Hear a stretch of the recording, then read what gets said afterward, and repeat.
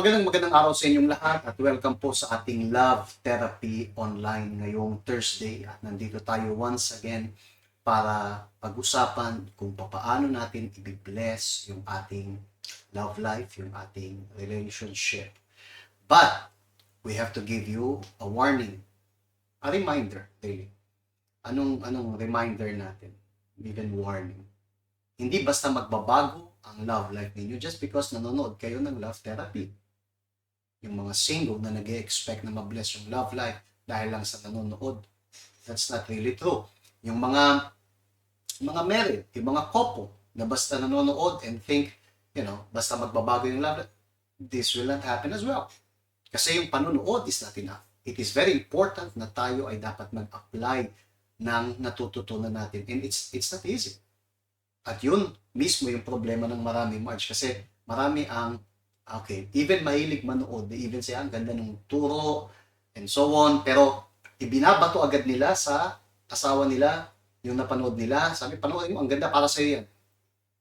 But they forget na ang unang dapat, manood, umintindi at mag-apply ay sila. At kapag hindi mo in-apply yung natututunan mo, walang kwenta lahat ng pinapanood, walang magbabago sa marriage nila. Yes, it's true. Kasi tayo yung rinig, right? Tayo nakakapanood. Especially kayo na you have been watching us right from the beginning since nagsimula tayo nitong program na to, right? Na really related lang sa napaka-importanting aspect ng area which is nga sa relationship. So yung kayo na nag-apply, congratulations. So I'm sure malaki na yung pagbabago, nakita nyo na sa sarili nyo. So, kayo na still stubborn na, ito ay para sa kay so-and-so. Isisend ko to kasi ito para sa kanya. So, kung yan yung iyong idea, unang-una, really tapusin mo muna itong program na to and then examine mo yung sarili mo. Right? Kasi napakadali nga point ng finger, siya yung may mali. Right? Ako, tama. So, lahat tayo, kailangan talaga natin i-put into practice kung gusto natin na matuto, kung gusto natin magkaroon ng blessed na family. Yung pag-apply, really, mahirap yan kasi kalaban natin yung ating emotion. Yung emotion natin is really against sa ating spirit, yung kagustuhan na matuto, kagustuhan na magbago. So, yung pag-uusapan natin today is very, very crucial na dapat really ninyong natin maintindihan kung gusto natin na magkaroon ng blessed na love life. Ang issue lang ay, yung matututunan natin ngayon ay mahirap i-apply talaga. Mahirap i-apply. Yung mga pinag-uusapan natin ay mahirap i-apply. But lalo na yung topic today. Ano bang topic natin today? Topic natin today is all about VIP treatment. Narinig na ninyo yung tungkol sa VIP treatment, diba? Ano yung VIP treatment? Yung VIP, ibig sabihin VIP na very important person. May mga cards na VIP, diba? For example, naging member ka, bibili ka sa grocery, tatanungin ka, oh, sir, ma'am, may membership card po kayo. Right? ng tindahan na to, ng grocery na to. And then, pagka nag-apply ka, sasabihin, para saan yan? Anong benefit niyan? Hindi po, VIP po, VIP. VIP daw. Pero okay, so, but anong benefit? Hindi, po kayo, kaka-discount kayo, 5% discount VIP. But, VIP in yung sa tamang talaga. For example, may mga airlines na nagbibigay ng VIP treatment talaga. For example, kung meron kang card nila, right? O kaya even bumili ka ng business class, first class, VIP ka. So what happens? Pag pumunta ka sa airport para sumakay, hindi ka habang naghihintay, for example, ng flight, usually andun ka sa gate na ganito, ganyan, naghihintay. Hindi mo lang kung sa kahiga kasi may nakahiga na ron, di ba? No, merong mga lounges para sa mga VIP. So, pupunta ka doon, hindi upuan doon, meron doon mga sofa, mga maayos na sofa. May mga lounges na pwede kang mag-shower, may mga libreng pagkain, yung mga nandun, lahat doon, eat all you can, right?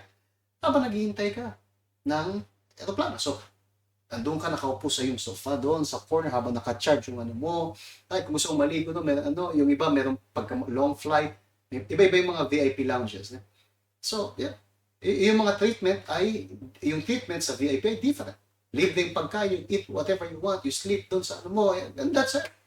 And then, kapag ka sasakay na ng aeroplano, ang unang tatawagin nasan po yung mga business class, nasan po yung mga first class. Right? You know, ikaw yung una. Kasi VIP, special yung treatment sa'yo. Right? May pila, for example, sa isang pila na ganun, lahat kayo nakatayo doon, lahat nakatayo. Tapos, bigla na lang, tinanong, excuse me po, sir, ma'am, ano po kayo, diba? Ano, may VIP kayo? Yes. Kukunin ka doon sa pila, alisin ka sa pila, tapos ipapasok ka agad sa kung saan. So, habang naglalakad ka, right, yung mga madla, nakatingin sa'yo, alam, nauna siya. Especially dito sa mga Filipino nangyari. Ba't nauna? Ba't ganun? O, kanina pa ako nakatayo. Tignan mo, ikaw na ako ng rayuman sa kakatayo siya. Siya, inuna doon. Bakit? Special mismo. VIP. VIP.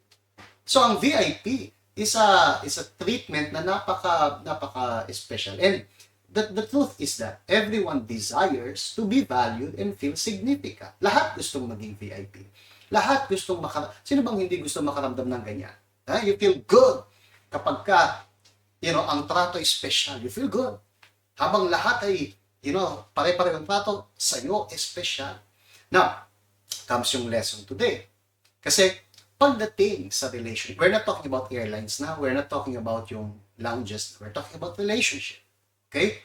Now, sa relationship, lalo na sa mag-asawa, anong dapat mangyari? We have to give yung ating spouse the VIP treatment.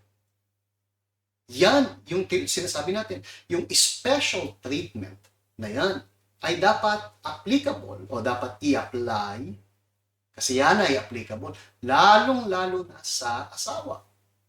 Walang tao sa buhay natin na bibigyan natin ng special na trato na ganyan except sa asawa. And that is what many people fail to understand. Kasi merong mga mag-asawa na ang gaganda ng trato nila sa iba. Pero pagdating sa asawa nila, yung trato nila ay, patapon. Ang trato nila ay, my goodness, maganda yung trato sa kapitbahay na nagpautang sa kanila. Maganda yung trato sa kamag-anak. Maganda yung trato sa kung sino man. Sa employer, maganda yung trato. Maganda yung trato sa pastor. Sa asawa. Sa asawa hindi. At yun ay mistake. Malaking mistake. Doon sila nagkakaroon ng problema pag hindi nila tinatrato yung asawa nila in a very special manner. Mm-hmm. Yung minsan, pastor, kasi asawa ko ang believer kasi hindi kami kakaintindihan. Lagi siyang, hindi niya ako nire-respeto. Lagi na siyang may complain. Pero wala pa siya sa church. Yeah, right? Puro na lang, lagi na lang pag nag-uusap kami, ang unang-unang tinatanong niya sa akin, nagbigay ka na naman ba dyan sa pastor mo? Pinayaman mo na naman ba siya? So, pag yung mga ganong mga trato ng asawa niyo, ganyan, ano yung ibabalik niyo sa kanya? Hindi nyo na lang siya papakinggan. Kunwari, nakikinig ka, pero ang layo-layo mo na, ano ba yung gusto mong gawin sa asawa mo? Gusto mo niya ba rin gawin yung ganyan sa'yo? Na pag nag-uusap kayo, ang layo-layo rin. So, kung gusto mo siya talagang, tratuhin maganda, una-una nagsisimula, yan sa'yo. Why? Kasi ikaw yung nakakaunawa, ikaw yung nakakaintindi, ikaw yung nakakaalam kung ano yung tama. So, wag mong lagi na, ikaw, di mo kasi naintindihan, bahala ka sa buhay mo. No. Yung pag-uusapan natin today, kung i-apply mo, wag mo sabihin yung asawa ko, pastor, really, hindi ko lang kung anong gagawin. Why not nagawin mo yung pag-uusapan natin today? I-apply mo, tratuhin mo yung asawa mo as, VIP. At makikita mo, makakaramdam siya ng, parang weird. Sabi, ang ganda-ganda ng trato ng asawa ko. Parang hindi tama yung pagtrato ko sa asawa ko. Kasi, really, ang dami kong ginawa sa asawa ko, pero yung trato niya sa akin, parang hindi tama yung pagtato ko sa kanya. And sometimes yung VIP treatment na yan, iniisip niya, ito, magandang topic yan, pastor, maganda yan. Po-forward ko nga to sa asawa ko. Let me share sa kanya, and then tatawagan mo, sabihin, kita mo, di mo yung pinag-usapan ngayon? Dapat mong itrato ako na VIP. So, anong ginagawa mo? Tinutulak mo para ikaw ay tratuhin. And we are not talking about this. We're talking about you. We're talking about me. I'm not giving this message para, kita mo, Marge, yung message na binigay natin ngayon, dapat mo kontra. No. Itong message na to is for me to learn na magbigay ng treatment kay Marge ng VIP. Itong message na to, hindi para kay Marge, kita mo, narinig mo yung kanina, tinuro natin, so ikaw, dapat mo kontra. No. It's for her to learn and apply, magbigay. Kasi bigayan yun. It's not demanding sa partner na itrato ka ng VIP. And you may say, pero pastor, yung sinabi ni Miss Marge kanina, yan yung issue ko. Paano ka magbibigay ng VIP treatment kung asawa mo ay, pirata? Kung yarg, yung asawa mo ay, Captain Sparrow, pirata. I mean, when I say pirata, ay, ang dami kong ginagamit ng mga pangalan nila. Maybe ko sabihin ay yung asawa mo siguro wala pa sa church, and then siya pa yung naglalasing and all of this. Paano mo itatrato ng VIP yung asawang gano'n? It's very difficult, isn't it? But let us learn mula sa salita ng Diyos. Okay? Dito, sinabi ng Diyos sa Hosea, sabi niya, I will heal their backsliding. I will love them freely. I need you to pay attention sa salitang freely. Ang Diyos, minahal tayo ng freely. Ano yung freely? Malaya. Kusa. Alright? So, anong ibig sabihin nito? Pinapakita nito na ang pagbibigay ng VIP dapat freely, hindi yan sa pilitan. Mahal na mahal tayo ng Diyos for the reason it's really hard to understand. Pero walang pumilit sa kanyang gawin yun. Minahal niya tayo ng kusa. Ang hirap intindihin. Lagi kong sinasabi yan. Kasi kung tutuusin, ang hirap nating mahalin. Kasi tayo ay mga, pirata. Okay? Sinabi ko na. Maybe you think, yung asawa ko, pasok ganyan. Okay. So, pag dinala mo yan sa kaso natin, tayo din sa Diyos, tayo din. Tayo ay, how many times nagkakamali, gumagawa ng mali, right? Sa harapan ng Diyos. And yet, pinili tayo na mahalin ng Diyos. So this is something interesting. Sabi niya na minahal niya tayo freely. And not only that, tingnan niyo yung kung paano tayo trato ng Diyos. Sabi sa Deuteronomy, for you are a holy people to the Lord your God. Tinutuko yung Israel, di ba? Sabi, kayo ay holy people sa Diyos, sa harapan ng Diyos. The Lord your God has chosen you to be a people for Himself, a special treasure above all the peoples on the face of the earth. Tingnan niyo yan. So, lahat ng bagay ay sa Diyos. Lahat ay pag-aari ng Diyos. And yet, pinili daw tayo ng Diyos. At hindi lang basta pinili, special treasure. Ang daming Kanya, lahat Kanya. And yet, tayo ay special treasure. Wow! Tingnan nyo kung paano tayo trato ng Diyos. In fact, sabi, the Lord did not set His love on you, nor chose you, because you were more in number than any other people. For you were the least of all people. But, because the Lord loves you. Alam nyo, tinutukoy nito. Alam nyo, sinasabi dito. Sinasabi na, minahal kayo ng Diyos. Ginawa niya kayong special treasure, Marge. Hindi dahil sa kayong pinakamaganda. Sometimes, sa atin, pagka meron tayong mga gamit na maganda, inaalagaan mo, di ba? Bakit? Kasi yun yung pinakamaganda mong gamit. Right?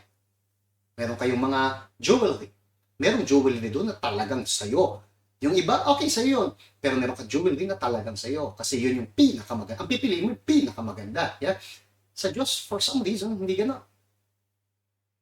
Pinili tayo ng Diyos. Ginawa niya tayong special treasure. Hindi dahil sa tayong pinakamaganda. No. Bakit niya daw tayo ginawang special treasure? Ginawa niya tayong special treasure because the Lord loves you. Simple. Ang reason kung bakit tayo minahal ng Diyos ay kasi minahal niya tayo. How do you explain that? Hindi dahil sa espesyal, magaling. So, sometimes, Marge, iniisip ng tao, hindi, magbibigay ako ng VIP treatment sa asawa ko kapag ka deserving na siya. Pastor, yung tinuturo yung, maganda yan eh. Magandang itrato ng maganda yung asawa, ibigay yung the best sa asawa, magandang treatment. Pero yan ay para sa Christian na asawa. Yan, pastor, ay para sa mga, sa mga converted, baptized ng Holy Spirit. Eh, asawa ko hindi. Yung asawa ko possessed ng demonyo. Hindi isa, dalawa, kundi tatlo. So, ang trato sa kanya, kasi, ang trato sa akin dito, yun din trato ko sa kanya. What you give is what you receive. Kung ganyan ang trato ng Diyos sa atin,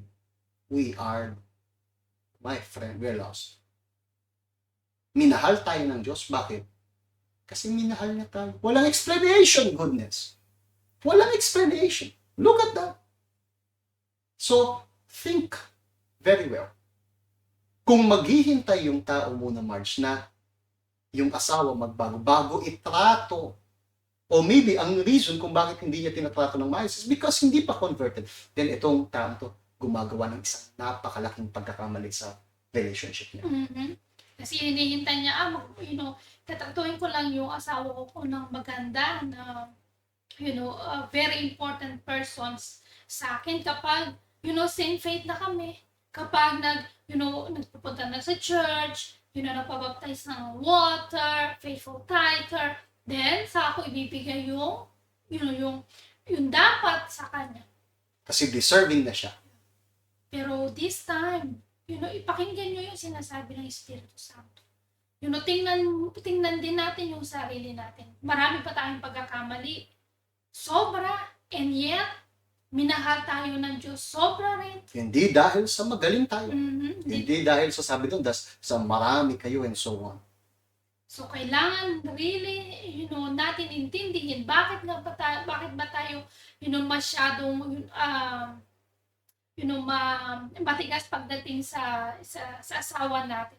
Tatrato ko lang siya kapag trinato niya na ako na maganda. Tratuhin ko rin yung kanyang family side kapag tinanggap din ako ng buong puso. You know why, Marge? It's because maybe iniisip nila yung meron silang napaka-baluktot na idea patungkol sa justice. Mhm. They think na, kailangan kasi justice and justice. Hindi niyo ako tinatrato ng maayos, so hindi ko rin siya tapat. Yeah. Right? Binastos niya ako sa harapan ng iba, patay ka sa akin. Right? Hindi rin kita na-respeto. Things like this. At hindi Christian yung ganyan. Hindi Christian value yung ganyan. Yan ay makamundo. Sa mundo ganyan. Right? Tingnan nyo uli yung trato ng Diyos sa atin. Minahal niya tayo kasi minahal niya tayo. Hindi niya hinintay. Hindi siya naghintay na magbago. Magbago ka muna and then mamahalin kita. No. Sure. No. Magbago muna kayo and then mamamatay ako sa krus para sa inyo. Okay? Hindi nagbago. Wala. Hindi mo. Ba't ako mamamatay sa krus para sa inyo? Wala. No. Hindi niya tayo hinintay na magbago bago mamatay sa krus. No.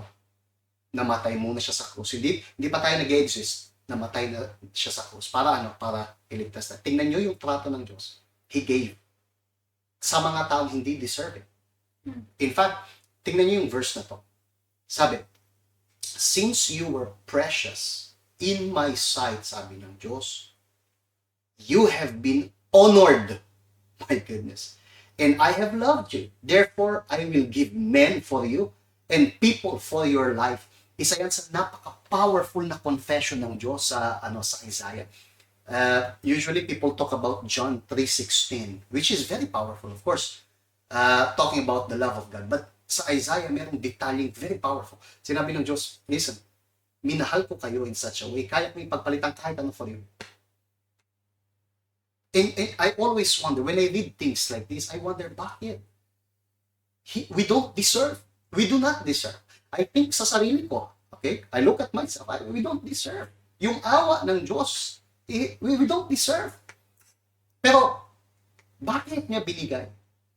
Walang explanation. Binigay niya kasi binigay niya. Willing pa nga siya ipagpalitan kahit ano para lang sa atin. Tingnan niya. Si Jesus, willing iwan yung kanyang posisyon ng Diyos, pagiging Diyos, sabi sa Philippians, para bumaba, magkatawang isacrifice ang lahat para sa akin. Anong meron ako at minahal ng kayo? Madaling mahalin yung nagmamahal din sa'yo. Right?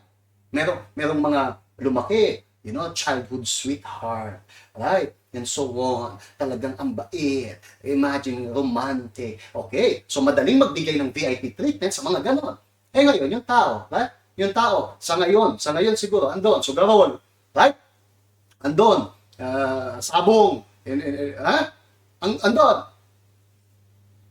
Mahalin yung tao ng ganyan, intindihin yung tao, ipaglaban yung, ipagpray yung tao. Hindi madali. Patawarin, hindi madali. Hindi madali. Pero yun exactly yung ginawa ng Diyos sa atin. Ngayon, bakit ginawa yun ng Diyos? For us to learn to do the same thing. Kung talagang gusto nyo ipaglaban yung marriage nyo, this is very important na gawin. Kasi ang problema, Marge, is that marami ang gustong sumaya sa marriage kasi gusto nilang sumaya. Gusto nilang ibigay yung gusto nila. But they are not willing to give. At yan ang issue ng marami kaya hindi sila masaya sa love life nila. Pero kung matututo lang sana yung tao na talagang, let's say, magbigay sa Diyos o magbigay sa hindi deserving. Kahit hindi deserving yan. But talagang ibigay. Makikita nila yung kapangyarihan ng pagbibigay kasi yung Diyos, that's exactly what He did. So, how can we apply this sa ating relationship? Nasabi na natin, but let us give you more detail, okay? A little bit more detail. For example, paano mo ba itatrato VIP yung asawa? Bigay tayo ng example. For example, umuwi kayo, okay? Kasi kausap natin sa Hong Kong. Umuwi kayo, bakasyon, and so on. And then comes yung mga kamag-anak mo. Babae yung kausap ko ngayon, okay? So yung mga kamag-anak mo, gusto kang imbitahan, outing daw kayo, mga pinsan mo, outing daw kayo. Kayo lang, mga magpipinsan, right? Okay? May asawa ka. Merong iba, Marge, anong gagawin nila? Ay, mga pinsan ko, pamilya ko yan. Pamilya ko yan ha? So, of course. Pero yung taong gustong itrato, VIP, yung asawa nila, anong gagawin nila? Okay, tanungin ko muna yung asawa ko kung pwede. Pinapunta ka sa asawa mo, tatanungin mo, Han, may outing doon. Pwede ba akong sumama? Gusto mo bang sumama ako o may plano ka? Pero pastor, katawan ko to, boy. Exactly. You're not understanding yung sinasabi ko ngayon. Kasi sa mundo, it's not like this. Sa mundo, katawan ko to, buhay ko to. Kahit may asawa na, kaya buhay ko to. Pero yung taong nagtitreat ng VIP sa asawa niya, ganun lang, i-consider niya yung sasabihin ng asawa. Sometimes, sasabihin, pastor, ako hindi na ako nagpapaalam kasi alam ko namang papayagan. Even if alam mong lagi kang pinapayagan, maybe kaya ka lagi pinapayagan kasi alam niya na hindi ka makikinig din. Siya yung nasusunod din naman, di ba? So kapag kami sinabi ka, yung paalam nila, hindi yung paalam ka. Paalam. Ang paalam nila, ganyan, paalam. Nandun na. Ay, nandito na pala ako asa. May iba, nasa Canada na. Nasa Canada, hindi alam. Ang paalam nila ganun, paalam, hindi yung magpapaalam. Kakaibang pagpapaalam, isn't it? Oh my God. Pero yung taong itatrato yung asawa, they will ask. Hindi sila gagawa ng kahit ano na hindi alam ng asawa nila. For example, napaka-classic na sitwasyon kung saan yung mga manugang, 'di ba? Ayaw ng asawa. Okay? Ngayon kausap ko naman mga lalaki kasi usually ganun. Sometimes baliktad. But anyways, so yung mga magulang ayaw yung babae, yung mga kapatid ayaw yung babae, and then may mga sinasabi yung asawa mo ganito, ganyan, ganyan. Yung mga lalaki na engot, na hindi marunong magbigay ng VIP treatment, anong gagawin nila? Papakinggan lang. Grabe yung napangasawa mo, yung asawa mo, ganito, yung sabi ko sa'yo, mali yung asawa mo, ganyan. At yung lalaki naman, kasi nga engot, wala. Pero yung lalaki na pinaglalaban yung marriage niya, yung lalaki na may buto, right? Ano sasabihin niya? Ma, o kung kapatid niya, ewan ko kung anong tawag niya. Okay. Ma, okay. Hold on. Bago kayo mag-continue magsalita, I just want to let you know, okay? Magulang ko kayo, I respect you, I respect yung opinion ninyo, Pero wag na wag kayong magsasalita patungkol sa asawa ko kasi asawa ko yun.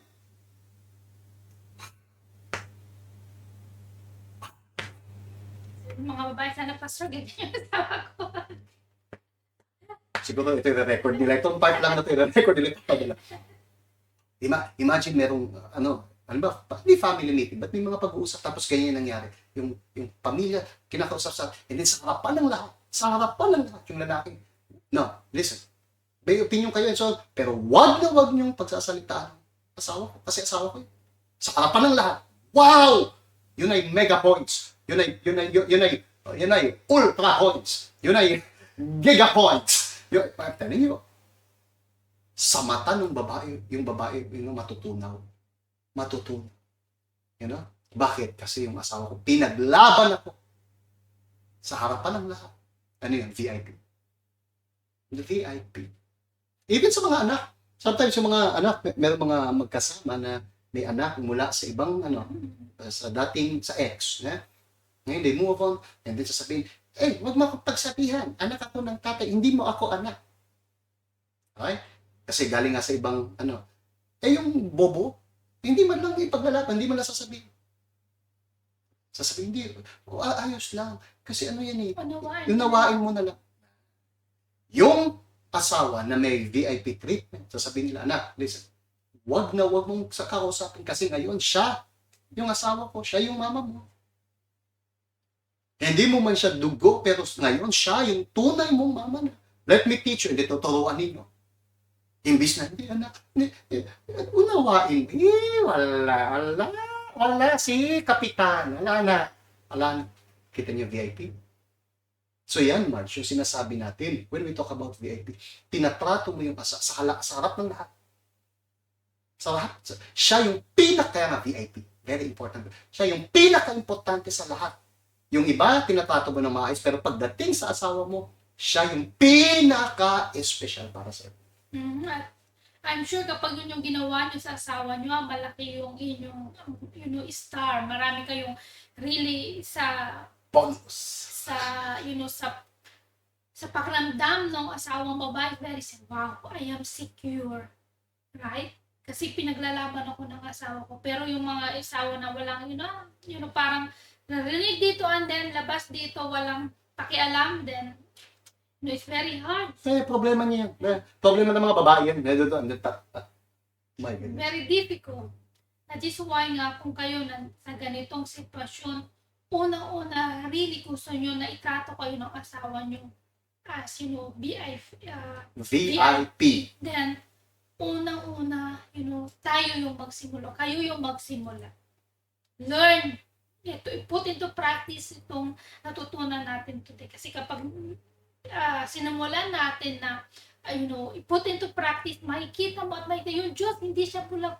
Yung Diyos ang hihipo sa asawa ninyo. This is very important na i-apply. Hindi madali, like we said, but very important na i-apply. Okay? Very important person. Yung asawa natin, sila yung mas importante kaysa sa magulang, mas importante kaysa sa anak, kaysa sa kahit ano. Sila yung una. Kasi sila yung asawa. Iisang katawan lang tayo. May isang laman, sabi, isang laman. Yeah? So, think about this. Pastor, I don't agree sa sinabi. Tanungin niyo po ako if I care. Bigyan ko kayo ng hint. I don't. People, this is the secret. Si Marge ay mas importante sa akin kaysa sa mga kapatid ko, kaysa sa mami ko, kaysa sa kahit sino. Yung boses niya mas matimbang. Hindi dahil sa ako romantic. Ako romantic baboy. Romantic niya. But it's just that it's like that. It's supposed to be like that. Dapat ganun. Yun yung kaayusan. Mahal ko ba yung mami ko? Of course. Mahal ko ba yung mga kapatid ko? Absolutely. Pero kung sakali na merong, let's say, tayaan. Sabihin natin, tumaya si Marge, tumaya sila. Of course. Sinong amin ko? Si Mark. Bakit? Kasi, do you understand? Hindi pa, so, what can we do? But, Yan yung ating subject today, subject ng VIP treatment. I hope pinatutunan kayo. Kung meron, sulat nyo sa comment. Anong natutunan nyo? Meron? Meron? Sulat nyo sa comment. Wala kayo natutunan? Sulat sulat nyo sa comment. Sabihin pa sa wala akong natutunan. Oh my goodness. But it's so nice. It's so nice kapag yung asawa natin, tinatrato tayo in a very important manner. Just like yung Diyos. And you know what? I will tell you this and then we finish, okay? Balik tayo sa pinag-usapan natin kanina. Sabi natin, Pastor, hindi deserving yung asawa ko. It's very hard, right? It's very hard na itrato ng VIP kung yung asawa mo hindi deserving. Pero again, yun yung ginawa ng Diyos for us, okay? But, alright. Hindi siya deserving. Pero you know what is nice? Katulad ng nangyari sa Diyos. Dahil sa tinatrato tayo ng Diyos in such a way, kahit hindi natin deserving, what happens? Mas matindi yung bigat ng pagmamahal na binibigay natin sa Diyos. Kasi we know we don't deserve. I know I don't deserve. And yet, minahal ako ng Diyos. And so, yung return sa Kanya is also malaki. You know, kapag ka minahal natin yung nagmamahal sa atin, pag minahal natin yung maayos na, okay? Maayos na, everything's okay, it's one thing. Pero kapag ka yung asawa ninyo ay nasa nasa mundo pa, okay? I'm not talking about yung mga single. Mga single ngayon, ayun. So pwede pala akong mag-date ng mga unbeliever. And kasi pagka minahal mo, talagang unbeliever, ay talaga naman. Ang laki ng reward. No, hindi reward, tatanggapin mo diyan, okay? I'm talking about yung mga kasal na pinaglalaban yung marriage. Pag minahal mo siya, darating yung moment, sabi nga ni March kanina, ihipuin siya ng Diyos at ipapakita sa kanya ng Diyos lahat ng mga kabubuhang nagawa niya. Lahat. Magugulat ka na lang isang araw. Hindi niya man kaya express yung sarili niya sa'yo. But it will come back. Yung treatment na maganda, it will come back. Think very carefully sa sinasabi natin because this is what God wants para sa atin. Alright? My friends, may the Lord bless you all abundantly and I hope to see you sa church. Malapit na yung ating wedding. Celebration of marriage. Malapit na siya. And hopefully, lahat kayo ay ready sa celebration na yun. Okay? Very soon as well, magkakaroon tayo ng March, ng Love Walk. I am not sure kung kailan sa Hong Kong, but yeah, magkakaroon tayo ng Love Walk. Okay? Taligan. My friend, may the Lord bless you abundantly at magkita tayo uli next time. Bye-bye. Bye-bye. Magpaalam. Paala.